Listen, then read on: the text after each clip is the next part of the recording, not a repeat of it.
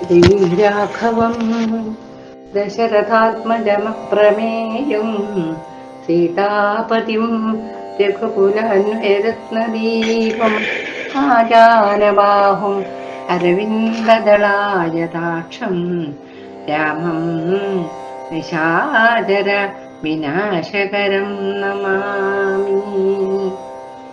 ആഞ്ജനേയമതിപാടലാനനം കാഞ്ചനാദ്രികമനീയ വിഗ്രഹം പാരിജാതതരുമൂലവാസിനം ഭാവയാമി പവമാനനന്ദനം.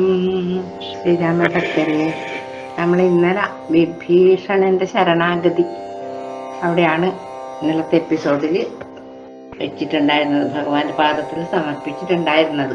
ഇന്നിപ്പോ വിഭീഷണൻ അതിമനോഹരമായ സ്തുതി കൊണ്ട് ഭഗവാനെ സന്തോഷിപ്പിക്കുന്ന ഭാഗം മുതലാണ് ഇന്നത്തെ എപ്പിസോഡിൽ പറയാനുള്ളത്. നമുക്ക് നോക്കാം. ശ്രീരാമ സീതാ മനോഹര രാഘവ ശ്രീരാമ രാജേന്ദ്ര രാജീവലോചന ശ്രീരാമ രാക്ഷസവംശ വിനാശന ശ്രീരാമ പാദാംബുജം നമസ്തേ സദാ. ചണ്ഡാംശുഗോത്രോദ്ഭവായ നമോ നമഃ. ചണ്ഡ കോദണ്ഡധരായ നമോ നമഃ. പണ്ഡിതഹൃത്പുണ്ഡരീക ചണ്ഡാംശവേ ഖണ്ഡപരശുപ്രിയായ നമോ നമഃ. രാമായ സുഗ്രീവമിത്രായ കാന്തായ രാമായ നിത്യമനന്തായ ശാന്തായ രാമായ വേദാന്തവേദ്യായ ലോകാധിരാമായ രാമഭദ്രായ നമോ നമഃ. വിശ്വോദ്ഭവസ്ഥിതി സംഹാര ഹേതവേ വിശ്വായ വിശ്വരൂപായ നമോ നമഃ. നിത്യമനാദിഗൃഹസ്ഥായ തേ നമോ നിത്യായ സത്യായ ശുദ്ധായ തേ നമഃ. ഭക്തപ്രിയായ ഭഗവതേ രാമായ മുക്തിപ്രദായ മുകുന്ദായ തേ നമഃ. വിശ്വേശ്വനാം നിന്തിരുവടിതാനന്ദോ വിശ്വോദ്ഭവസ്ഥിതി സംഹാരകാരണൻ സന്തതം ജംഗമഭൂതങ്ങളന്തർ ബഹിർവ്യാപ്തനാകുന്നതും ഭവാൻ. നിന്മഹാമായയാ മൂടിക്കിടക്കുമാ നിർമ്മലമാം പരബ്രഹ്മമജ്ഞാനിനാം തന്മൂലമായുള്ള പുണ്യപാപങ്ങള ജന്മമരണങ്ങളുണ്ടായി വരുന്നിതും. എത്ര മനോഹരമായിട്ടാണ് വിഭീഷണൻ സ്തുതിക്കുന്നത് നോക്കിയപ്പോ. എന്താണ്?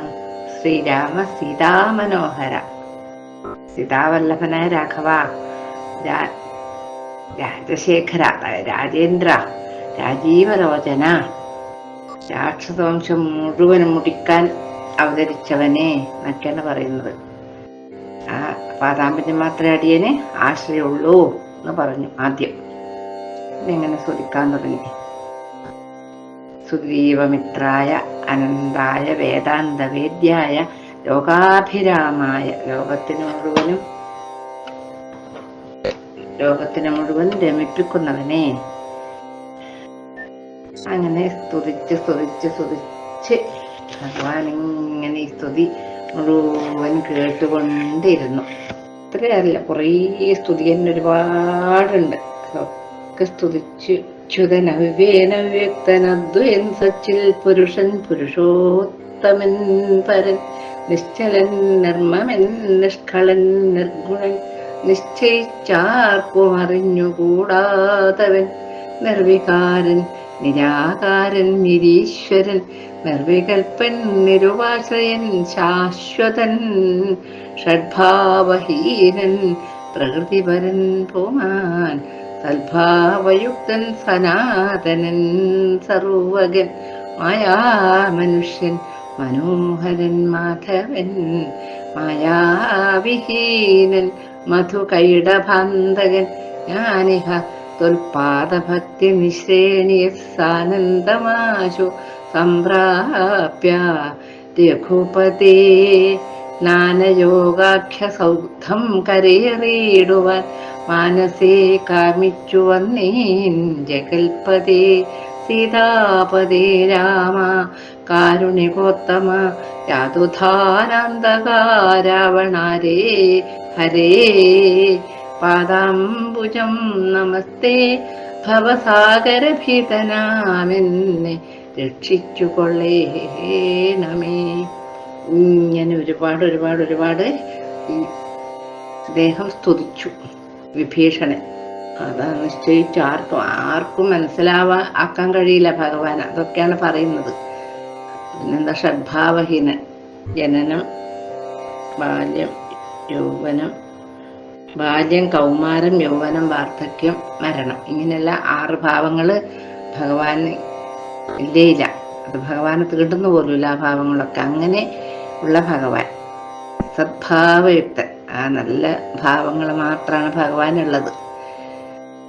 അങ്ങനെയൊക്കെയുള്ള ആ മധുകൈടഭന്മാരെ വധിച്ച ആള് മനോഹരനായ ആ മാധവൻ ശ്രീനാരായണ സ്വാമി എന്നൊക്കെയാണ് പറയുന്നത്. ഞാൻ അതുമാത്രമല്ല, എൻ്റെ ഏട്ടനെയും യാതുധാനാന്തകൻ, എൻ്റെ ഏട്ടനായ രാവണനെയും കൊല്ലാൻ അവതരിച്ച ആളല്ലേ. അങ്ങനെയുള്ള ആ പാദാമ്പത്യത്തിൽ ഞാൻ നമസ്കരിക്കുന്നു.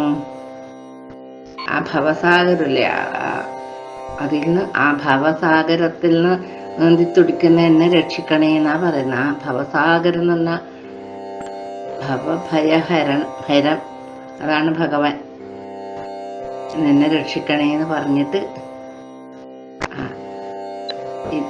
ഇങ്ങനെ തൊഴുത്ത് നമസ്കരിച്ച് നിൽക്കുന്ന ആ വിഭീഷണനെ ഭഗവാൻ വിളിച്ചെഴുന്നേൽപ്പിച്ചിട്ട് പറഞ്ഞു, ഇഷ്ടമായുള്ള വരത്തെ വരിക്കാൻ, എനിക്ക് എന്താണ് വരം വേണ്ടതെന്ന് വെച്ചാൽ എന്നോട് ചോദിച്ചോളൂ, ഞാൻ തരാൻ തയ്യാറാണ് എന്ന് പറഞ്ഞു. എന്നെ കണ്ടു കിട്ടിയ പിന്നെ ഒരുത്തനെയും സന്താപം പിന്നെ ഉണ്ടാവൂല. അത് അങ്ങനെ പറഞ്ഞിട്ടാകുമ്പോ പറഞ്ഞു, ഞാൻ ധന്യനായി ഭഗവാനെ, കൃതകൃത്യനായി, എനിക്കെന്താ ഇനിയൊന്നും എനിക്ക് വേണ്ട, എനിക്കൊന്നും ഉണ്ടാവാനില്ല, കിട്ടാനില്ല. ആ തൃപ്പാദം കാണാൻ തന്നെ യോഗം കിട്ടിയതുകൊണ്ട് ഞാൻ മുക്തനായി, എല്ലാത്തിൽ നിന്നും മുക്തനായിട്ടുണ്ട്. ഞങ്ങൾക്കൊന്നും വേണ്ട. അതുമാത്രമല്ല, എന്നെപ്പോലെ ധന്യനായിട്ട് ഭൂമിയിൽ ഒരാളും ഇല്ല എന്ന് ഞാൻ വിശ്വസിക്കുന്നു. അത്രയും പരിശുദ്ധനുമായി ഞാൻ. എന്നെപ്പോലെ ശുദ്ധനായിട്ടും എന്നെപ്പോലെ ധന്യനായിട്ട് ഇനി ഭൂമിയിൽ ആരുമില്ല. എന്താ കാരണം? അങ്ങയുടെ രൂപം എൻ്റെ ഈ നഗ്ന നേത്രങ്ങൾ കൊണ്ട് കാണാൻ പറ്റിയില്ലേ, അത് മതി എനിക്ക്. എനിക്ക് ജ്ഞാനവും വേണം, അങ്ങയോട് ഭഗവാനോടുള്ള ഭക്തിയും വേണം, വേറൊന്നും. അതുമാത്രമേ പിന്നെ ഞാൻ ആഗ്രഹിക്കുന്നുള്ളൂ രാഘവസ്വാമി എന്ന് പറഞ്ഞു.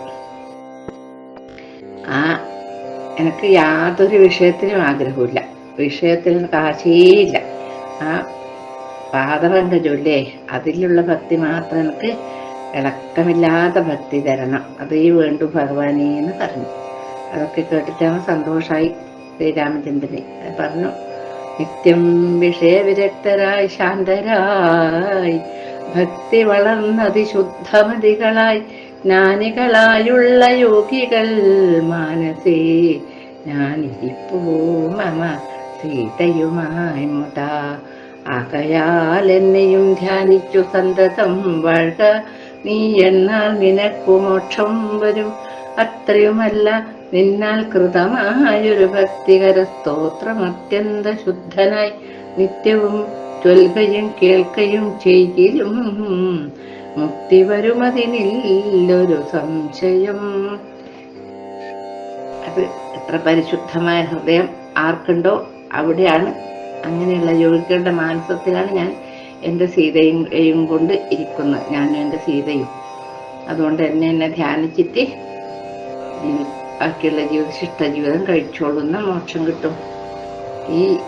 നീ ഇപ്പൊ സ്തുതിച്ച് ഉണ്ടാക്കിയ സ്തോത്രം ഉണ്ടല്ലോ, അത് ആരാണോ ചൊല്ലുകയും കേൾക്കുകയും ഒക്കെ ചെയ്യുന്നത് അവർക്കും കൂടി മുക്തി വരും. അങ്ങനെ ഒരു ഫലശ്രുതിയും കൂടി ഇതില് പറഞ്ഞിട്ട് ശ്രീരാമചന്ദ്ര പ്രഭു സന്തോഷിച്ചു എന്ന് പറയുന്നത്. പിന്നെയും പറഞ്ഞു, അത്രമാത്രമല്ല, എന്നിട്ട് ലക്ഷ്മണനോട് പറയുന്നു, എന്നെ കണ്ടതിന്റെ ഫലം ഇന്ന തന്നെ കൊടുക്കണം. എന്താണ് ആ ഫലം ലങ്കാധിപനായിട്ട് അഭിഷേകം ചെയ്യണം. സാഗരവാരി കൊണ്ടുവരണം. അങ്ങനെ പോയി വാനരന്മാരെയൊക്കെ കൊണ്ട് മൃഗാധിപന്മാരുമായിട്ട് സാഗരവാരി കൊണ്ടുവന്നിട്ട്, അത്രമാത്രമല്ല അർക്കചന്ദ്രന്മാരും ആകാശഭൂമിയും മൽക്കഥയും എത്ര കാലം ജഗത്തിലുണ്ടാവുമോ അത്ര കാലം ലങ്കാരാജ്യം വാഴട്ടെ വിഭീഷണൻ പറഞ്ഞു. അപ്പൊ ലക്ഷ്മണൻ എല്ലാവരും കുറെ ആൾക്കാരെയൊക്കെ കൂട്ടി സാഗരവാരിയൊക്കെ കൊണ്ടുവന്ന് അഭിഷേകം കഴിച്ചു. അപ്പൊ നല്ല വാദ്യഘോഷങ്ങളോടുകൂടി ഈ അഭിഷേകം കഴിക്കുന്ന സമയത്ത് നല്ലവരായ ജനങ്ങൾക്കൊക്കെ സന്തോഷമായി എന്ന് പറയുന്നു. ഇനിയിപ്പം ഇദ്ദേഹത്തിന്റെ ഭരണം ആയാൽ ലങ്ക നല്ല പരമാനന്ദത്തിലെല്ലാവർക്കും ജീവിക്കാലോ, അതിന് പേടിക്കൊന്നും വേണ്ട. ആ സമയത്ത് ദേവന്മാർ പുഷ്പവൃഷ്ടി ചെയ്തു, സ്ത്രീകൾ നൃത്തം ചെയ്തു, പാട്ടുപാടി. ആരാണ് ഭജിക്കുന്നത്? ഭഗവാനെ ഭജിച്ചു. ഗന്ധർവ കിന്നര കിംപുരുഷന്മാരും അന്തർമുത സിദ്ധവിദ്യാധരാദിയും ശ്രീരാമചന്ദ്രനെ വാഴ്ത്തി സ്തുതിച്ചതു. ഭേദീ നിനാദം മുഴക്കിനാരുമ്പരും. ആകാശത്തിൽ പുഷ്പവൃഷ്ടി ഉണ്ടായി, ഭേരി മുഴക്കി ആകാശത്തിൽ അവരെ എല്ലാരും ഭഗവാനെ സ്തുതിച്ചു എന്ന് പറയുന്നു. എന്നിട്ടോ പുണ്യജനേശ്വരനായ വിഭീഷണൻ തന്നെ പുണർന്നു സുഗ്രീവനും ചൊല്ലിനാൻ, പാരേരു രണ്ടിനും നാഥനായി വാഴുമി ശ്രീരാമകിങ്കരന്മാരിൽ മുഖ്യൻ ഭവാൻ. രാവണ നിഗ്രഹത്തിനു സഹായവുമാവോളമാശു ചെയ്യണം ഭവാനിനി. ആരാണോ ശ്രീരാമഭക്തന്മാർ അതിലെല്ലാം ഒന്നാമനാണ് അങ്ങ്. അത് പറഞ്ഞത് സുഗ്രീവൻ. ഇനി രാവണനെ വധിക്കാനുള്ള കാര്യങ്ങൾക്ക് മുൻകൈയെടുത്തിട്ട് അങ്ങ് തന്നെ പ്രവർത്തിക്കണം. ഞങ്ങളുണ്ട്, ഞങ്ങളൊക്കെ ഉണ്ട് എന്ന് പറയുമ്പോൾ ചിരിച്ചിട്ട് പറഞ്ഞു വിഭീഷണൻ, ആരെ കൊണ്ട് ഭഗവാന് ആരെ ആവശ്യം നമ്മൾ വേണോ? ഭഗവാന് ഒന്നും വേണ്ട. എന്നാലും ലോകഹിതത്തിന് വേണ്ടി, ലോകത്തിനെ ബോധിപ്പിക്കാൻ വേണ്ടിയിട്ട് ഭഗവാനെ സേവിക്കാൻ നമുക്കതേ വേണ്ടു. പിന്നെ ഇപ്പൊ സേതു ബന്ധിക്കണം. സേതു ബന്ധിക്കാതെ എല്ലാവർക്കും ഇപ്പം ഹനുമാന്റെ മാതിരി ഇങ്ങനെ ചാടി കിടക്കാനൊന്നും ആവില്ല. അതുകൊണ്ട് സേതു ബന്ധിച്ചിട്ട് സേതുവിന്മേലെ നടന്ന് എല്ലാവർക്കും പോകണം എന്നാണ് ഭഗവാൻ ശ്രീരാമചന്ദ്രനും അഖിലത്തെ പ്രസിദ്ധന്മാരായ വാനരന്മാരും പിന്നെ വിഭീഷണനോടൊക്കെ കൂടി തീരുമാനിച്ചത്. തൽക്കാലം അർക്കകുലോത്ഭവൻ രാഘവനക്കാത്മജാതി കവിവരന്മാരോടും രക്ഷോവരനാം വിഭീഷണൻ തന്നോടും ലക്ഷ്മണനോടും വിചാരം തുടങ്ങിനാൻ. എന്തുപായം സമുദ്രം കടപ്പാനെന്ന് ചിന്തിച്ചു കൽപ്പിക്ക നിങ്ങളെല്ലാരുമായി. എങ്ങനെ ഇപ്പൊ സമുദ്രം കടക്കുന്നു നിങ്ങളെല്ലാരും കൂടി തീരുമാനിക്കുന്നു പറഞ്ഞു. അപ്പൊ ഒരാൾ പറഞ്ഞു, ഈ വരുണനെ വിളിക്കാം, അതല്ലേ ഏറ്റവും നല്ലത് എന്ന്. അത് ശരി തന്നെ, അതിപ്പോ നല്ലൊരു കാര്യം തന്നെ അങ്ങ് തോന്നിയത്. അതുകൊണ്ട് നമുക്ക് വരുണനെ വരുത്താമെന്ന് പറഞ്ഞു. കിഴക്കോട്ട് നോക്കി തൊഴുതിട്ട് ഭഗവാൻ ദർഭ വിരിച്ചിട്ട് നമസ്കരിച്ചു എന്നാണ് പറയുന്നത്. ആരാ? ദേവാധിദേവനായ ഭഗവാൻ ഈ സമുദ്രത്തിനെ നമസ്കരിച്ചു. നമുക്കാണെങ്കിലോ ഇപ്പം നമസ്കരിക്കേണ്ട ആളെ നമസ്കരിക്കാൻ തന്നെ മടിയാണ്. കൈപിടിച്ചു കൊടുക്കാനാണ് എല്ലാവർക്കും താല്പര്യം. നമസ്തേ രണ്ട് കൈയും കൂപ്പിയിട്ട് നമസ്തേ വരാൻ നമുക്കാർക്കും താല്പര്യമില്ല. കൈ പിടിച്ചിട്ട് കുൽക്കല ആണ്. പെണ്ണിൻ്റെ ആയാലും പെണ്ണാണിൻ്റെ ആയാലും കൈ പിടിച്ച് കുൽക്കാൻ നടക്കും. അതിനെന്താ തെറ്റുള്ളതെന്ന് ഒരാളെന്നോട് ചോദിച്ചത് പറയുമ്പോൾ. അത് എത്ര ദിവസം, 1-2 ദിവസമല്ല, 3 രാവും പകലും അങ്ങനെ ഉപാസിച്ചു. എന്നിട്ട് ആരാണെനിക്ക് യാതൊരു വിളിക്കൂല. അപ്പം പിന്നെ വരേണ്ട ആള് വന്നു, ദേഷ്യം വന്നു, നല്ലപോലെ ദേഷ്യം വന്നു. ഭഗവാന് പറഞ്ഞു അനിയനോട്, കൊണ്ടുവാ ശാപബാണങ്ങൾ നീ ലക്ഷ്മണ, കണ്ടുകൊണ്ടാലും മമ ശരവിക്രമം.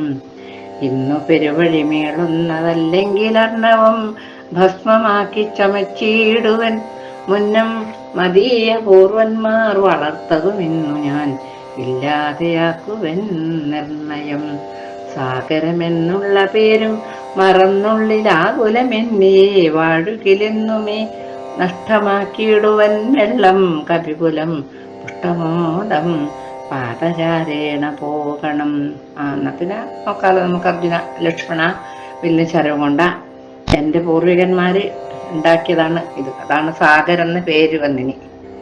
സാഗര മഹാരാജാവിന്റെ മക്കള്, അങ്ങനെയാണ് ഈ സാഗരത്തിന് ഉണ്ടാക്കിയതെന്നാ പറയുന്നത്. അപ്പോൾ അവര് ഉണ്ടാക്കിയത് ഞാൻ ഇല്ലാതാക്കും, അതെനിക്ക് കഴിയുമല്ലോ. ആ പേര് മറന്നിട്ട് കളിക്കുന്ന കളി കളിക്കുന്നുണ്ടൊക്കെ നോക്കാം, നമുക്ക് നടന്നിട്ട് പോവാം. ഇതെല്ലാം ഞാൻ ഭസ്മാക്കിയപ്പോൾ ശരിക്കും നടന്നിട്ട് തന്നെ പോവാലോ എന്ന് പറഞ്ഞു കൊണ്ടാ എല്ലാവരും കാണണം. എൻ്റെ ഈ ശ്രീമുഖ വിക്രം, എൻ്റെ ഈ അമ്പും വില്ലും പ്രയോഗിക്കുന്നതിൻ്റെ ആ ഒരു സാമർഥ്യം എല്ലാവരും കാണുവനെ ഞാനിപ്പം ഭസ്മാക്കും. അത് കേൾക്കുന്ന സമയത്ത് പൃഥ്വീരുഹങ്ങളും കാനനും എല്ലാം ഭൂമിയിൽക്കലുണ്ടായി. സൂര്യദേവനൊന്ന് മങ്ങിപ്പോയി. അബ്ദി ക്ഷോഭിച്ച മട്ടിൽ കവിഞ്ഞു വന്ന് ഉത്തംഗമായ തരംഗാവലി വന്നു. അതാണ് കിട്ടുമ്പോഴേ ശരിയാവില്ലെന്ന് പറയുന്നില്ലേ. ത്രസ്തങ്ങളായി പരിതപ്തങ്ങളായി വന്നിതത്യുഗ്ര നക്രതിമീഷാദ്യങ്ങളും അപ്പോൾ ഭയപ്പെട്ടു ദിവ്യരൂപത്തോടും അപ്പതി ദിവ്യാഭരണ സമ്പന്നനായി പത്തുദിക്കും നിറഞ്ഞോരു കാന്ത്യ നിജഹസ്തങ്ങളിൽ പരിഗൃഹ്യരത്നങ്ങളും വിത്രസ്തനായ രാമപാദാന്തികെ വെച്ചു സത്രപം ദണ്ഡ നമസ്കാരവും ചെയ്തു രക്താന്തലോചനാകിയ രാമനെ ഭക്രിയ വണങ്ങി സ്തുതിച്ചാൻ പലതരം. ത്രാഹിമാം ത്രൈലോക്യപാലക, ത്രാഹിമാം വിഷ്ണു ജഗൽപദേ, ത്രാഹിമാം പൗലസ്ത്യനാശന, ത്രാഹിമാം രാമ രമാപതേ. അപ്പൊ ദേഷ്യം, അല്ല ഈ ഭഗവാന്റെ ദേഷ്യം കാണുമ്പം പേടിച്ചു വരും. ഇങ്ങനെ വെള്ളലിങ്ങനെ എന്താണ് സമുദ്രം അല്ല ഒന്നരപ്പാട് ഇളകി മറിഞ്ഞിട്ട് ഭഗവാന്റെ മുമ്പിലേക്ക് വന്നു. ദിവ്യ രൂപത്തോടുകൂടി വന്നു. ഈ വെള്ളത്തിന് ഇങ്ങനെ വന്നിട്ട് കാര്യമില്ലല്ലോ. ദിവ്യ രൂപത്തോട് വന്നിട്ട് ഭഗവാന്റെ പാദത്തിൽ ദണ്ഡ നമസ്കാരം ചെയ്തു. എന്നിട്ട് കടന്നലിങ്ങനെ ഇങ്ങനെ ചുമന്ന് നിൽക്കുന്ന ഭഗവാനെ സ്തുതിക്കാൻ തുടങ്ങി. രക്ഷിക്കണേ ത്രൈലോക്യപാലക, അടിയനെ രക്ഷിക്കണേ, മഹാവിഷ്ണു ജഗൽപദേ പൗലസ്ത്യനാശന രാമ രക്ഷിക്കണേ എന്നൊക്കെ പറഞ്ഞു. ഒന്നും ഭഗവാന്റെ കാര്യങ്ങൾ ആർക്കും പറഞ്ഞറിയിക്കാൻ കഴിയില്ല. ഒക്കെ ഉണ്ടാക്കിയത് ഭഗവാൻ തന്നെയാണ്. ഒക്കെ വേണമെങ്കിൽ നശിപ്പിക്കാനും അങ്ങനെയൊക്കെ തന്നെ ആവും.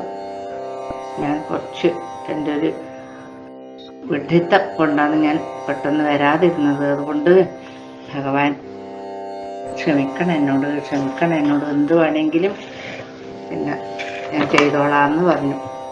ഉത്തമ പുരുഷ രാമ ദയാനിധി എന്നാണ്.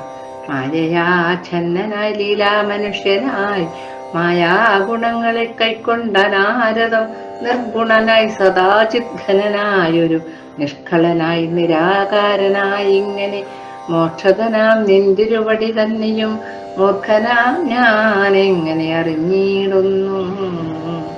അങ്ങയുടെ മഹത്വം മനസ്സിലാക്കാൻ ഈ ബുദ്ധിയില്ലാതെ എനിക്ക് പറ്റൂല. ഞാൻ എങ്ങനെ അറിയുന്നത് അങ്ങയുടെ മഹത്വം? മായ കൊണ്ട് മൂടിയിട്ടല്ലേ ഉള്ളത് ഭഗവാനെ. ആ മായ കൊണ്ട് ഞങ്ങളൊക്കെ മറച്ചു, ഞങ്ങൾക്കൊന്നും അറിയുന്നില്ല.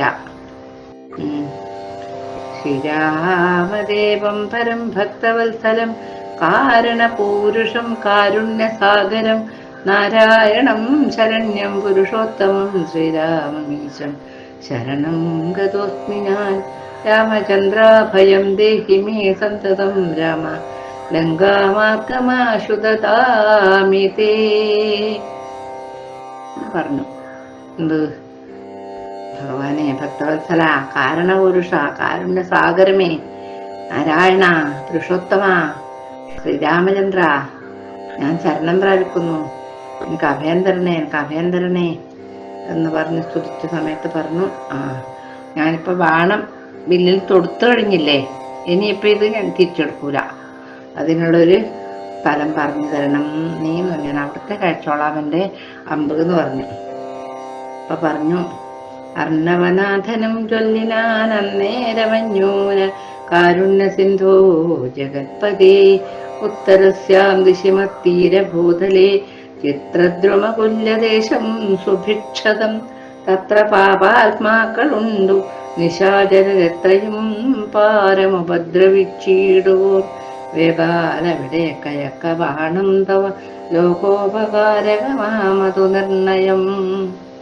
ഭഗവാനെ, എൻ്റെ തീരത്തിൻ്റെ വടക്ക് ഭാഗത്ത് ചിത്രദ്രുമം എന്ന പേരിലൊരു സ്ഥലമുണ്ട്. അവിടെ എല്ലാം സുഭിക്ഷമായിട്ട് ജീവിക്കാൻ പറ്റുന്നൊരു സ്ഥലം. അവിടെ കുറേ പാപികളാണുള്ളത്, രാക്ഷസന്മാർ. അവരെ നശിപ്പിക്കണം. നല്ലൊരു സ്ഥലമാണത്. അത് നശിപ്പിച്ചാൽ അത് ജനങ്ങൾക്ക് ഉപകാരപ്രദമാവെന്ന് പറഞ്ഞു. അപ്പോൾ വേഗം അങ്ങോട്ടേക്ക് അയച്ചു. എല്ലാം പോയി നശിപ്പിച്ച് വന്നിട്ട് തുണീരത്തിൽ തന്നെ ഭഗവാന്റെ ബാണത്തിന് പ്രത്യേകത ഉണ്ടാച്ചാൽ അത് കാര്യങ്ങൾ കഴിഞ്ഞിട്ട് വന്നിട്ട് തുണീരത്തിൽ തന്നെ വീഴും ആ സ്ഥലം. അതുകൊണ്ട് അതിമനോഹരമായി ജനങ്ങൾക്ക് താമസിക്കാൻ പറ്റുന്ന അത്ര നല്ല സ്ഥലമാക്കി. പിന്നെയും പറഞ്ഞു, ആര് പറഞ്ഞു, സാഗരം ഈ വരുണൻ പറഞ്ഞു, സേതു ബന്ധിച്ചോളൂ, എന്നിലൂടെ സേതു ബന്ധിച്ചോളൂ, അതിനൊരു ബുദ്ധിമുട്ടും ഉണ്ടാവില്ല. അതിന് എഞ്ചിനീയർ നളനായിക്കോട്ടെ. നളൻ വിശ്വകർമാവിൻ്റെ മകനല്ലേ, എല്ലാ കാര്യങ്ങളും ഇതിനൊക്കെ കേമനായിട്ടു. അതുകൊണ്ട് സേതു ബന്ധിച്ചിട്ട് എല്ലാവരും കൂടി ഭഗവാൻ പോയിട്ട് ആ രാവണനെ വധിച്ചിട്ട് സീതാദേവിനെയും കൊണ്ട് പോന്നാലും ഭഗവാനേന്ന് പറഞ്ഞു. അപ്പോൾ ഭഗവാൻ വിളിച്ചു, നളനെ വിളിച്ചിട്ട് പറഞ്ഞു, സേതു ബന്ധിക്കണം. ആയിക്കോട്ടെ, സമ്മതിച്ചു, നമസ്കരിച്ചു. നളൻ സേതു ബന്ധിക്കാൻ തുടങ്ങി. അപ്പോൾ ആനന്ദന്മാർക്ക് സന്തോഷമായില്ല. അവർ അവിടുന്ന് ഓടിപ്പോയി വലിയ പർവ്വതതുല്യം പോലെ തോന്നിക്കുന്ന കല്ലുകളൊക്കെ എടുത്തുകൊണ്ടെന്നു അങ്ങനെ സേതു ബന്ധിക്കാൻ തുടങ്ങി. വലിയ കല്ലിൽ അടിയിലിട്ടു. അതിന് അങ്ങനെ കുറച്ച് ചെറുത് നോക്കി മേലെ അങ്ങനെ ഇട്ടു. പിന്നെ എല്ലാത്തിനും രാമ രാമ രാമ എന്ന് എഴുതിയിരുന്നു. അപ്പം ആ കല്ല് വെള്ളത്തിൽ താഴാതെ നിന്നൊക്കെ പറയുന്നുണ്ട്. അങ്ങനെ ആ സമയത്ത് ഭഗവാൻ ഇത് ചെയ്തു, അവിടെ ചെറിയൊരു വിഗ്രഹം പ്രതിഷ്ഠിച്ചു. വ്യോമകേശം പരമേശ്വരം ശങ്കരം രാമേശ്വരൻ എന്ന നാമമരുൾ ചെയ്തു. അവിടെ ചെറിയൊരു വിഗ്രഹം ശിവലിംഗം പ്രതിഷ്ഠിച്ചിട്ട് രാമേശ്വരം എന്നുള്ളൊരു പേരും കൊടുത്തു. അവിടെ പൂജിച്ചു വന്ദിച്ചിട്ട് പറഞ്ഞു, ആരാണ് ഇവിടെ വരുന്നത്, ഏത് മനുഷ്യനാണ് ഇവിടെ വരുന്നത്? ഇവിടെ വന്നിട്ട് ഈ സേതുബന്ധനം കണ്ട് രാമേശ്വരനെ നമസ്കരിച്ചിട്ട് പോകുന്ന ആളാരാന്ന് വെച്ചാൽ അവർക്ക് പാപങ്ങൾ ഇല്ലാണ്ടാവും, പാപങ്ങളൊക്കെ നശിച്ച് നല്ല ശുദ്ധനാവും. അത് എൻ്റെ അനുഗ്രഹമാണ്. അവസാനം അവർക്ക് മുക്തിയും കിട്ടുമെന്ന് പറഞ്ഞു. എന്നിട്ട് ഇവിടെ വന്ന് കുളിച്ച് രാമേശ്വരനെ കണ്ടിട്ട് ഇവിടെ നിന്ന് പോയിട്ട് വാരാണസിയിൽ പോയി ഗംഗയിൽ കുളിച്ച് അവിടുത്തെ ഗംഗാജലം കൊണ്ടുവന്നിട്ട് രാമേശ്വരന് അഭിഷേകം ചെയ്യണം. അങ്ങനെ ചെയ്യുന്നാക്ക് എന്നോട് സായുജ്യം വരുവന് സംശയമില്ല എന്ന് പറഞ്ഞു. അങ്ങനെയൊക്കെ പറഞ്ഞു കഴിഞ്ഞിട്ട് എല്ലാവരും ഭഗവാനെ തൊഴുതു നമസ്കരിച്ചു. അതൊക്കെ കഴിഞ്ഞിട്ടാകുമ്പോൾ വീണ്ടും ഇത് ചിറകട്ടാൻ തുടങ്ങി. 14 യോജന ഒറ്റ ദിവസം കൊണ്ട് കെട്ടി. പിറ്റേ ദിവസം 20 യോജന, പിറ്റേ ദിവസം 21, 4-ാം ദിവസം 22. അങ്ങനെ 5-ാമത്തെ ദിവസം 23 യോജന. അങ്ങനെ 5 ദിവസം കൊണ്ട് 100 യോജന സമുദ്രത്തിന് ചിറകെട്ടി. എന്നിട്ട് സേതുവിന്മേലെ നടക്കാൻ തുടങ്ങിയവര് കവികൾ അങ്ങോട്ടും ഇങ്ങോട്ടും നടക്കാനും സന്തോഷിക്കാനും ഒക്കെ തുടങ്ങി. ഹനുമാന്റെ കഴുത്തിലെ ഭഗവാൻ ചുമലിൽ കയറിയിരുന്നു.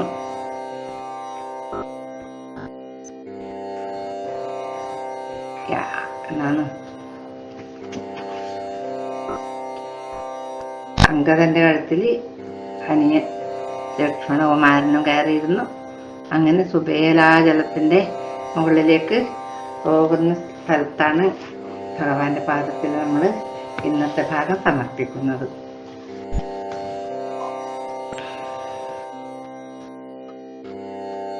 പൂർവം രാമതപോവനാനിഗമനം ഹത്വാ മൃഗം കാഞ്ചനം വൈദേഹീഹരണം ജടായുമരണം സുഗ്രീവ സംഭാഷണം ബാലീ നിഗ്രഹണം സമുദ്രതരണം ലങ്കാപുരീദാഹനം പശ്ചാദ്രാവണ കുംഭകർണന്ധനം അയോധ്യ രാമായണം.